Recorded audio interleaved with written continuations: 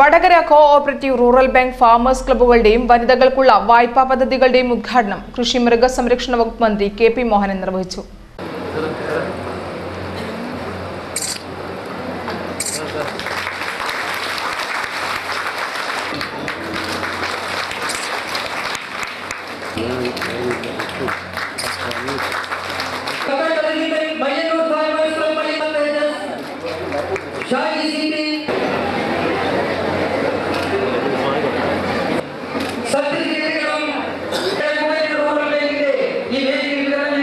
കാർഷിക മേഖലയ്ക്ക് മുതൽക്കൂട്ടുണ്ടാകണമെങ്കിൽ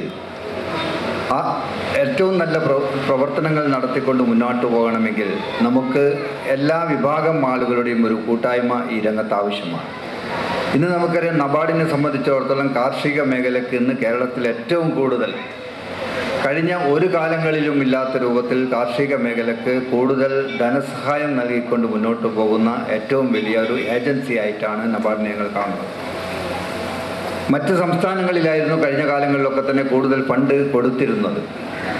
കാരണം പദ്ധതികൾ മുന്നോട്ട് വെക്കാറില്ല. കേരളം ഈ അടുത്ത കാലത്തായിട്ട് കോടിക്കണക്കിന് രൂപയുടെ പദ്ധതികളാണ് മുന്നോട്ട് വെച്ചിട്ടുള്ളത്.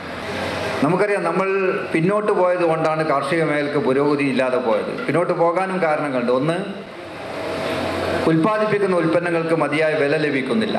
ഇവിടെ ശ്രീധരൻ സൂചിപ്പിച്ച പോലെ, സ്വാഗതത്തിൽ സൂചിപ്പിച്ചതുപോലെ, നാളികേരത്തിന് പച്ചത്തേങ്ങയ്ക്ക് വില കുറവായിരുന്നു ഒരു കാലഘട്ടത്തിൽ. 2013 ജനുവരി 1 മുതൽ പച്ചത്തേങ്ങ സംഭരണം കൃഷിഭവൻ മുഖാന്തരം ഏറ്റെടുത്തപ്പോൾ അത് നാളികേര കർഷകരെ സംബന്ധിച്ചിടത്തോളം ഏറ്റവും വലിയ ഒരു അനുഗ്രഹമായിട്ട് മാറുകയും 12 രൂപ പച്ചത്തേങ്ങയ്ക്കുണ്ടായിരുന്നത് 32 രൂപ വരെ എത്തിയിരിക്കുകയാണ്.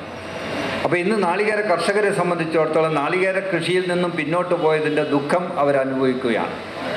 പിന്നോട്ട് പോയത് ശരിയായില്ല എന്ന് ഇപ്പോഴാണ് തോന്നുന്നത്. കാരണം നാളികേരത്തെ വെറുത്തുപോയി. 14 ഫാർമേഴ്സ് ക്ലബ്ബുകൾ ബാങ്കിന് കീഴിലുണ്ട്. സ്ത്രീ ശാക്തീകരണത്തിന്റെ ഭാഗമായി വനിതകൾക്കായി നടപ്പാക്കുന്ന വിവിധ വായ്പാ പദ്ധതികളുടെ ഉദ്ഘാടനം മുല്ലപ്പള്ളി രാമചന്ദ്രൻ MP നിർവഹിച്ചു.